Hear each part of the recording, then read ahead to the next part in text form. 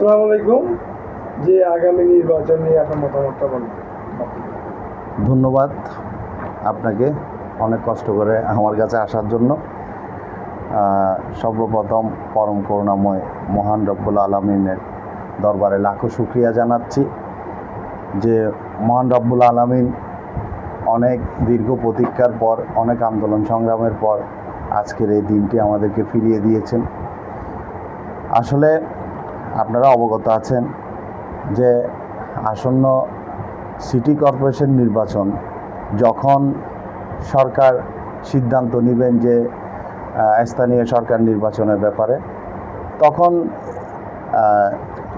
উভয়ের মতামতের ভিত্তিতে, যেহেতু দীর্ঘদিন রাজনীতি করেছি, বিভিন্ন আন্দোলন সংগ্রামে সামনের কাতারে থেকে নেতৃত্ব দিয়েছি, আপনারা দেখেছেন অনেক মামলা হামলার শিকার হয়েছি, জেল জুলুম খেটেছি, নিজের বাসভবন ছেড়ে পলাতক জীবন কাটিয়েছি। আমার প্রাণের সংগঠন এই জাতীয়তাবাদী দলের জন্য যতটুকু ত্যাগ স্বীকার করার তা নিঃস্বার্থভাবে করেছি। যদি আমাকে যোগ্য মনে করেন তখন হয়তো একটা সিদ্ধান্তে আসবো যে আগামী সিটি কর্পোরেশন নির্বাচন করব কি না। আমরা তরুণরা অবশ্যই আশাবাদী, যেহেতু আমাদের প্রাণপ্রিয় নেতা, আমাদের মাননীয় প্রধানমন্ত্রী, আমাদের নয়নমণি জনাব শ্রদ্ধেয় তারেক রহমান সাহেব বলেছেন যে ত্যাগী কর্মীরা যতই পিছের কাতারে থাকুক না কেন তাদেরকে অবশ্যই মূল্যায়ন করা হবে। সে আশায় আমরা এখনও দিন গুনছি। ধন্যবাদ আপনাকে। ধন্যবাদ আপনাকে। যে কাউন্সিলর যদি আপনাকে বাড়ি থেকে নমিনেশন দেয়, তাহলে ইলেকশন করবেন আপনি? এখানে একটা ব্যাপার আছে, আমার উপরেও আরও অনেক সিনিয়র নেতৃবৃন্দরা আছেন, আমার থেকে আরও অনেক যোগ্য ব্যক্তিরা আছেন। তরুণদের মধ্যে হয়তোবা আমি একজন।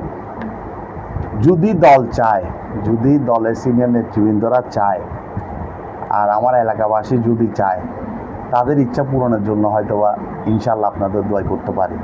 এখন কাউন্সিলর না থাকা অবস্থায় আপনারা হ্যাঁ, এখন বর্তমানে কাউন্সিলর না থাকা অবস্থায়, এই বর্তমান অবস্থায় যেটা আপনারা সবাই অবগত আছেন, যেমন দেখেন যে ওয়ার্ড অফিসে একজন কাউন্সিলর না থাকার প্রেক্ষিতে অনেক ধরনের সমস্যার সৃষ্টি হচ্ছে। যেমন ওয়ারিশ সার্টিফিকেটের জন্য মানুষের ভোগান্তি হচ্ছে, জন্ম নিবন্ধনের জন্য মানুষের ভোগান্তি হচ্ছে, হ্যাঁ, বিভিন্ন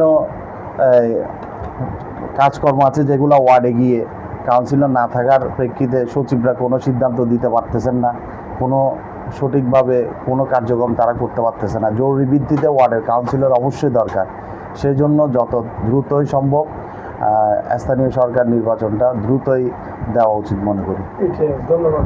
ধন্যবাদ।